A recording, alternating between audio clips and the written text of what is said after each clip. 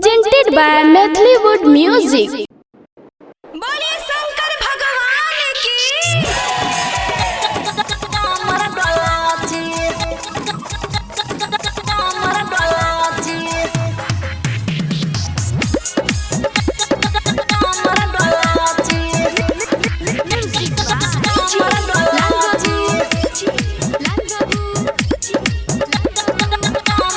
अभी आप सुन रहे हैं उषा यादव को मोनू माइकल की आवाज।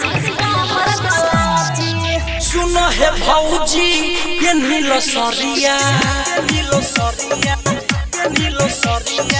सुनो है भौजी ये नीलो सरिया जाई छे सभे बाबा नगरिया कमर हाली से सजाओ जी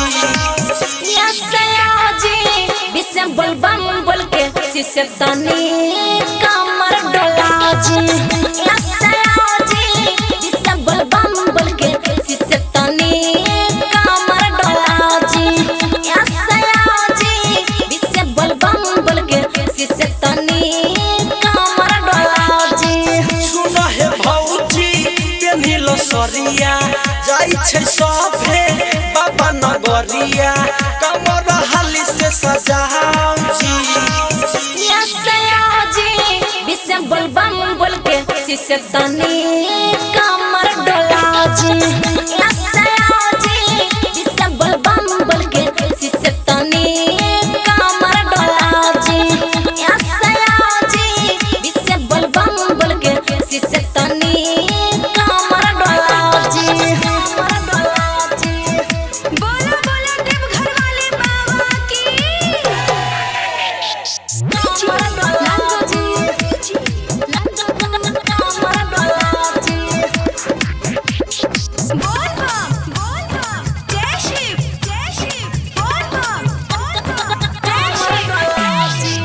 नहीं छै दूरी कम हे होई छै भौजी विलम हे होई छै भौजी विलम हे होई जता तोरे कम हो धरला देवर चिचिला महो धरला देवर चिचिला महो पानी पगरिया चल डगरिया वर्षे पदरिया भिंगे शरीरिया लोटा में चलावा भरा जी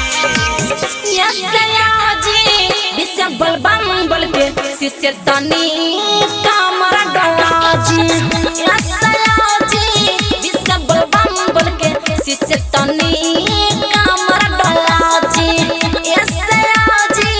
विश्व बोल बम बोल के शिष्य तनी कमर डोला जी।